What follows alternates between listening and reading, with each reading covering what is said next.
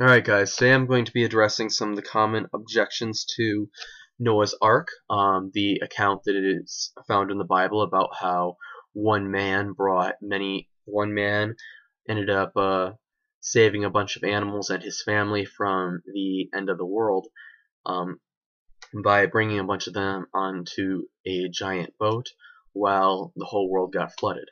And now a lot of you will have objections to this story or this account, because I don't want to call it a story, because story often implies fairy tale, and Noah's Ark is not a fairy tale.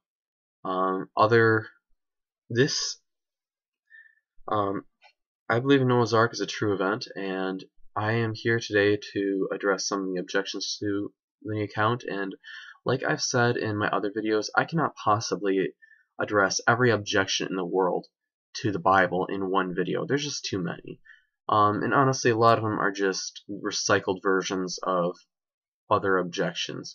But my goal here today is just to address a handful of objections to Noah's Ark in roughly a 5-minute video. We'll see how well that works out for me. Let's see if we can actually keep it below 20 minutes. One person wrote, "You're going to have to give up on the Noah story. There is simply no chance that in today's technological world that someone could round up a mating pair of every species. There is also no possibility that when disembarking the Ark, meek animals would not be eaten, removing one of the mating pair and causing their extinction." Now, this person I think was probably very intelligent. Unfortunately, I would also guess that this person was probably the product of the public education system or our secular society. But the idea that Noah couldn't bring every species onto the Ark has several problems just in and of itself. Let me reread that very first part of his objection. The very first part is, "You're going to have to give up on the Noah story. There is simply no chance that in today's technological world that someone could round up a mating pair of every species." First of all, Noah didn't have the animals that Noah did bring on the Ark, and it wasn't every species, but I'll address that in a minute. He didn't have to round up the animals. There's nowhere in the Bible does it say he went and rounded up the animals. I mean, Noah wasn't a cowboy going up and rounding up the animals. God brought the animals to him. You know, if you read the Bible, that's what it says. God brought the animals to him, and I think this is just for those of us who are Christians, I think that's just one example of how we need to take care of our piece of the pie and let God not worry about the rest and let God take care of it. You pray about the rest and let God handle it. Noah's job was to build the Ark, and he and his sons did that. Now the idea that you had to like I said, he didn't have to round up the animals. God brought them to him. Also, he didn't bring every species onto the Ark. Very often, evolutionists, and I would guess that this is not what this person was intending to do. You'll see things on television. I believe one documentary was on the Discovery Channel talking about how there's 50 million species of animals in the world. How could Noah have brought them all into the Ark? This has a problem because nobody knows how many species of animals there are in the world. Nobody knows how many species in general there are in the world, let alone species of animals. We don't know. Nobody knows, and also the modern concept of a species isn't something that was around in Noah's time. Also, to include this number, this 50 million, that number would actually didn't just include animals. That includes everything, and nobody knows it's that high. I've seen numbers out there that there might just be 3 million species in general on the planet. I've seen 3 million to 30 million, and then of course these guys came out and said 50 million. Of course my memory might be slightly off. Maybe they were talking about 3 million animals.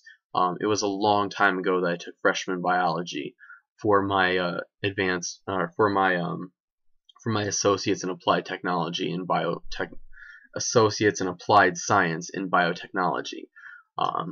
Sorry guys, my degree name is kind of long. I guess now I'm the one who's finding it to be a tongue twister, not just my family. Like I said, Noah didn't have to bring every species of animal onto the Ark. He brought the land animals. He didn't have to bring the whales. The whales are fine. They'll survive. It's a flood. He didn't have to bring the fish onto the Ark. Both the saltwater and the freshwater fish would survive just fine because, believe it or not, fresh water actually floats on top of salt water. Something interesting I found out. So the freshwater fish would be fine, the saltwater fish would be fine. Noah, and there's also its possibility that the oceans were less salty back then. As actually they probably were. They probably became very salty during the flood. But moving on, the idea that Noah had to bring every species onto the ark is wrong for another reason. Noah didn't have to bring every species. He brought the kinds of animals, and they were only land animals, and it was basically the vertebrates. He brought the things like birds, sheep, dogs. He didn't have to bring things like insects. I'm sure that some came on the ark because you brought a bunch of animals on there, and animals are often dirty. But he didn't have to round them up. God brought them to him. He didn't have to bring every species. He brought every kind, and it was only every kind of a particular group. It was only every kind of land animal with nostrils and birds. When he brought these onto the ark, they weren't the animals that you see today. For example, the cats. Noah didn't have to bring tigers, lions, and house cats. Noah brought just one pair. He brought the cat kind onto the ark. So this one pair of cats, they had genetic diversity. They had plenty of genetic diversity, and as they spread out in the world, sometime there would have been a genetic drift, which just means that if you took, they would have offspring, and their offspring would have offspring, and say you end up getting to have 200 cats. Let's say only one pair, or let's say as these things keep spreading out, let's say you have one pregnant female that migrates somewhere, and she has babies, and then they have babies. They're going to have less genetic diversity in that population than in the rest of the cat population. So that plus natural selection and mutation. Mutation, of course, would have been more minimal than what you would expect to see the diversity we have today. Most of the diversity would have just been, most of what we think of would have been in just that one pair of cats. They probably had the genes for a mane, like you see on a lion. They probably had the genes for stripes. They probably had the genes to be very, very small, and also the genes to be very, very large. Now, if those of you who take genetics will know that you can have it out there where you'll have a gene for being short and a gene for being very, very tall. And if somebody has one of each, one from their father and one from their mother, then they might be a medium-sized organism. Or there's also dominant and recessive traits out there. Genetics is very, very interesting, but you can actually store a lot of diversity in just one pair of animals. And those of you who have ever taken genetics will know that. Anyway, moving on. One more example I'd like to give actually before I move on is if you look at dogs. Dogs in the world, there's a little bit of debate about the detail amongst creationists, but Noah probably had to bring one pair of dogs onto the ark. He probably brought just the one pair of dogs, and they became what we would know as wolves, dingoes, coyotes, the dogs you have in your house. The dogs we have, the modern pet dog was probably bred from wolves, or something very, very much like a wolf. But Noah didn't have to bring dozens of species of dogs onto the ark. He just brought one pair, because things were a little different back then. And this is not rapid evolution. The reason this can happen very fast is because you have a lot of genetic diversity in one pair of animals. And as the animals spread out, they would have gained more diversity from mutation, yes, but they also would have lost a lot of diversity. So you might have dogs that go to Europe, and some of the dogs will have short hair, some of them will have long hair, and some will have medium hair, depending on their combination of genes and the combination of alleles they have. Those dogs with short hair in a cold environment will tend to die off. Those dogs with medium hair will tend to do not so well, and those dogs with long hair will do more fine in a cold environment. So it's not so much that Noah brought one pair of dogs and then there were all these mutations that gave you the diversity we have today. and then natural selection. It was more, there was a lot of diversity to begin with, and then natural selection acted on that, and of course mutations added some diversity.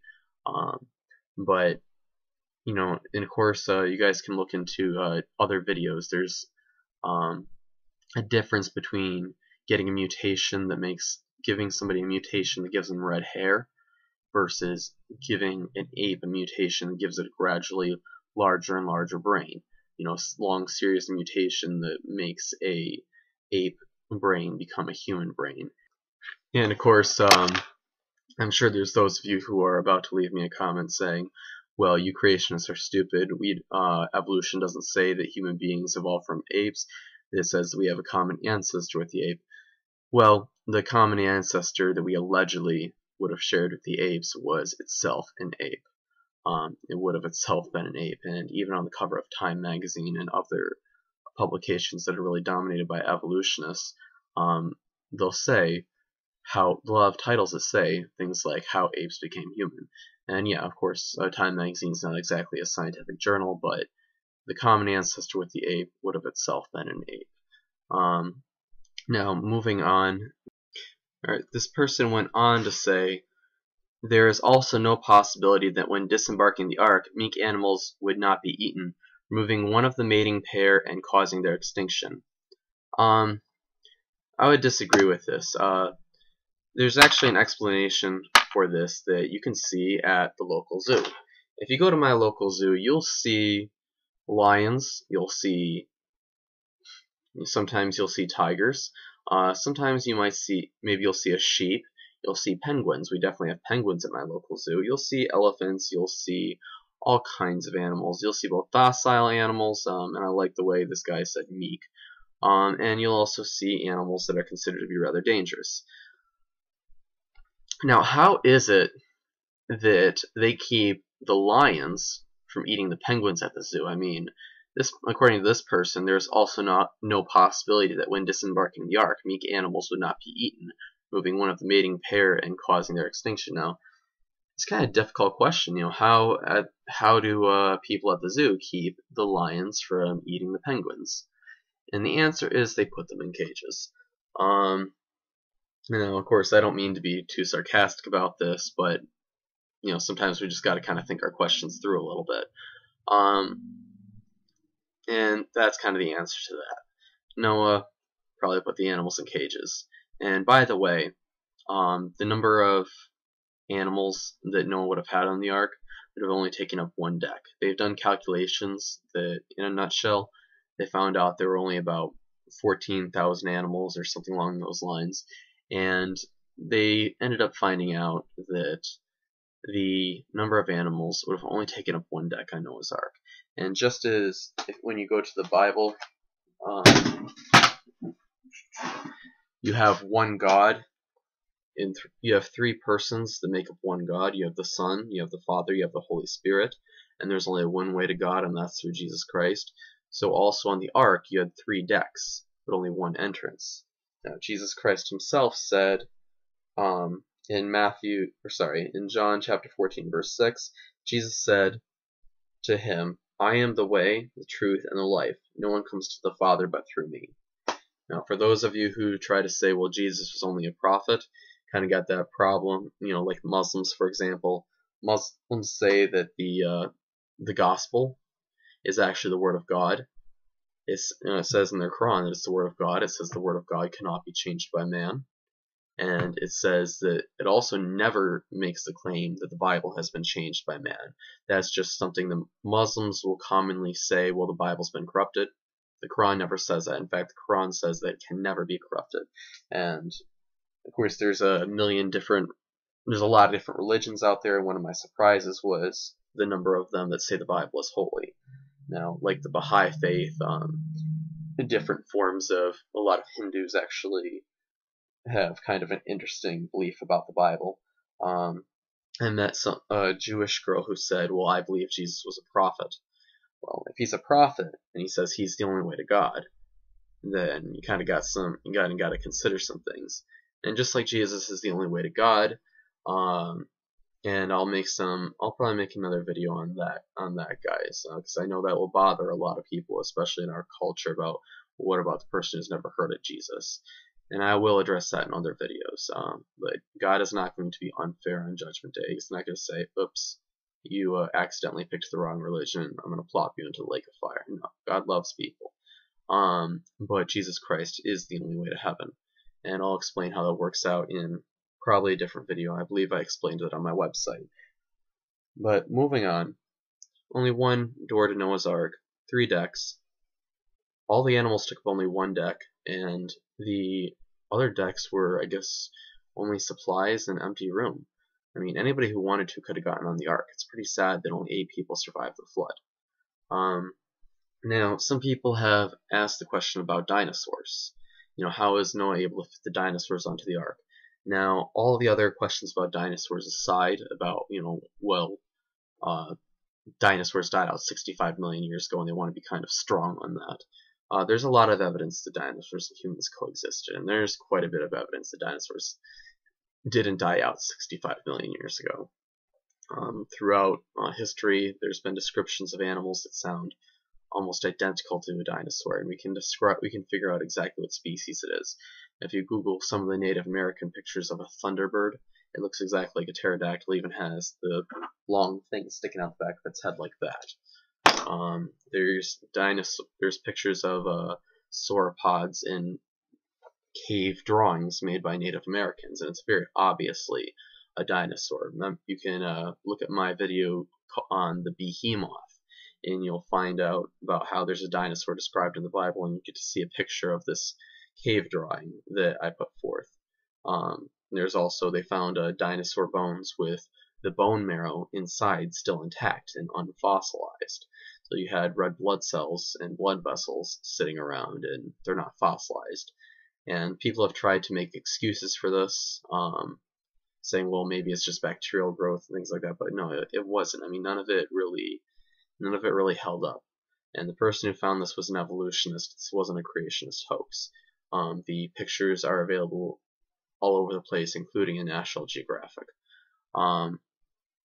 But the question about how did those things are all addressed on my website. I might address them in a later video. I probably will. But for right now, you can see all of those questions on my website. But the question about how Noah would fit all the dinosaurs onto the Ark, and just like there was only 1 pair of cats that gave rise to lions, tigers, house cats, etc. Only 1 pair of dogs gave rise to wolves, dingoes, coyotes, foxes, dogs that live in your house, Canis domesticus. There were only about 50 pairs of dinosaurs they would have had to have brought onto the Ark, and I'm sure this probably didn't include the pterosaur varieties, but most people don't realize that the largest dinosaur egg we've ever found was the size of a football. Nothing says that Noah had to bring fully grown animals onto the Ark. Bringing young juveniles, the equivalent of teenager dinosaurs, I mean, that would be ideal. You don't bring the old guy to repopulate. The reason he's bringing these things on the Ark is to repopulate the world. And you don't bring, the oldest dinosaurs onto the Ark to repopulate the world. They're not going to be as young and raring to go as the young dinosaurs. They're not going to be as fertile. They're not going to be able to do it. Now, he probably didn't have not to make a pun about the old dinosaurs aren't going to want to do it. I guess I'm not going to edit that one out. I'll let you guys leave your LOL comments. But hey, he brought the dinosaurs onto the Ark, brought the young ones. Didn't necessarily have to be the football-sized baby, which would have been the largest dinosaur egg ever found. It's actually not that hard to bring the dinosaurs onto the Ark. It actually would have been more difficult to bring animals that are smaller. Actually, it would have been more difficult to bring a person onto the Ark than a dinosaur, because even a baby person is much larger than a football. And of course, baby human beings require a lot of attention. So that's some of the answers. And also, somebody asked about kangaroos. They asked me why we don't find kangaroo fossils anywhere except Australia. And of course, I'm trying to do some research, and I used Google, but I'm just gonna take their word for it that we only find kangaroo fossils in Australia. And it's actually a very, very easy question to ask or to answer. Kangaroos, of course, spread out from Noah's Ark, which would have been near the Middle East, and they spread across the world and ended up in Australia. And I guess they died out everywhere else.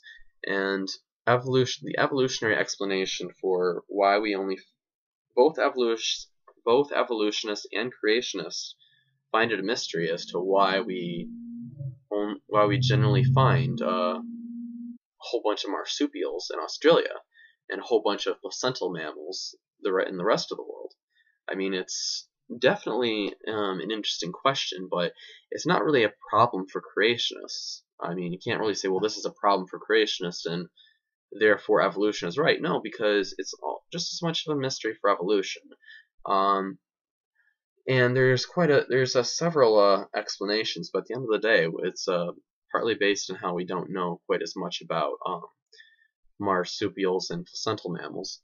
Now, here's what the evolutionary explanation is, and I'm gonna say just some brief objections to it. The evolutionary explanation is some kind of mammal got trapped in Australia when it got cut off from the rest of the world, and this small marsupial mammal ended up evolving into all the different varieties of marsupials you see today in Australia. But there's a problem. There's some problems with this. For example, we found a platypus tooth in South America. It was a fossilized platypus tooth we found in South America, and platypus is a type of marsupial. Also, just because we don't find kangaroo fossils elsewhere in the world isn't necessarily a problem for creation. It doesn't mean that they weren't there. I mean, even evolutionists claim that, Jerry Coyne, for example, claimed that we only find 1/10% of the number of species that have ever existed in the fossil record. I mean, roughly that's what he said, and I'm like, I don't like to, and yes, that's a paraphrase, but the marsupial enigma isn't a problem for creationists any more than it's a problem for evolutionists. It's just a mystery of biology. And also, if the marsupials evolved from that one marsupial in Australia, then of course a lot of questions are raised. For example, why do we find that a lot of the marsupial species are virtually identical to a placental species? Apparently, you have a marsupial squirrel, for example. It's very similar to a placental squirrel. The Tasmanian tiger, which wasn't actually a tiger, it was basically a wolf, just that it was marsupial. And I looked at some pictures of the skull, and I'll post a. Oh, here, guys. Let me just show you. The skull picture.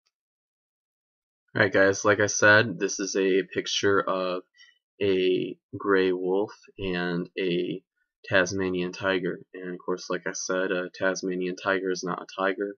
It's basically a wolf with a placental pouch. And as you'll see, these skulls are virtually identical. And according to evolutionists, they just happened to evolve a virtually identical skull. There will be some explanation of convergent evolution, but at the end of the day, convergent evolution really doesn't cut it with this. So, like I said, placentals and marsupials are a mystery to both creationists and evolutionists, but it's very possible that either this was the result of one. It's very possible that Tasmanian tiger might be just the result of the created dog kind that God created, or it might just be that these things are very similar just because they have a common creator. Remember, similarities don't necessarily prove common ancestry. They can also be the result of a common creator, just like computers, just like a laptop and a desktop.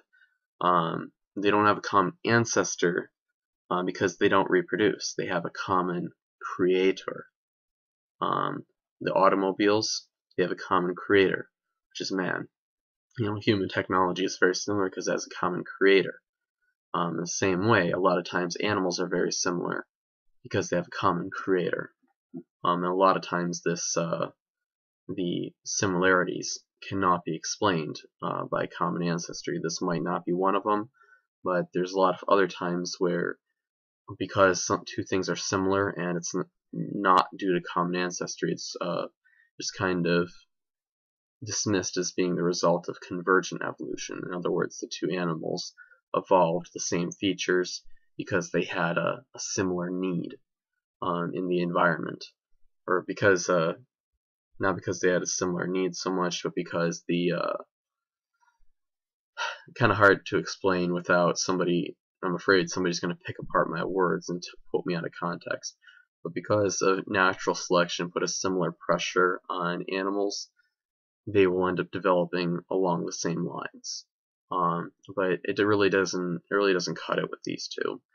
It doesn't cut it in many other places either. So this is just one example of how placentals and marsupials, they're a mystery to both groups, and for pretty much the same reason. They're a mystery to creationists, they're a mystery to evolutionists, and they're just all around a mystery. Alright, guys. Alright, like I said before, I cannot answer every single objection to Noah's Ark in one video. This was meant to be about 5 minutes long, and I've already gone over 20. But I'll be leaving some, if you guys want to know more. If there's for example, I wasn't intending to, I don't think I've covered every single part of the marsupial objection, so I'm going to leave a link in the description box to an article that I think is pretty good on it. And I'm also going to recommend my website, which is greenslug.com, and it's spelled GREENSLUGG.com. I decided to spell slug with 2 G's because it's more catchy. And also, don't go to greenslug.com with 1 G, because it's a not-so-Christian website, and it's not even a, for those of you who will say, yay, porn, I'm going to go there. No, you'll probably get viruses. So enjoy the rest of my videos, and don't go to greenslug.com with 1 G, go to greenslug.com with 2 G's. And you'll see plenty of links. You'll see all kinds of stuff on just about anything you can ask about. Also, I can recommend answersingenesis.org, which is answers in Genesis, as in the book of the Bible, .org. There you'll find plenty of resources from PhD scientists who believe in a young Earth and a global flood. And of course, a lot of you don't like them, but guess what? Their facts are accurate and their logic is sound. And just because you don't like them, you can't say, well, their facts are inaccurate because they say the Earth is young. No, that's the proposition they're making. That's like saying, well, I don't like that viewpoint, therefore it's wrong. Their facts are accurate. Their data is accurate that they present, and their logic from it is sound. And people don't like it, then oh well. You're free to believe that fish are from Jupiter. Not to be too sarcastic, but the world isn't going to conform to the facts of the universe aren't going to conform to political correctness, no matter how badly you want them to. Alright, God bless you all. And God bless I pray for those of you who haven't accepted the Bible, and I pray for those of you who disagree with me. Alright, bye-bye.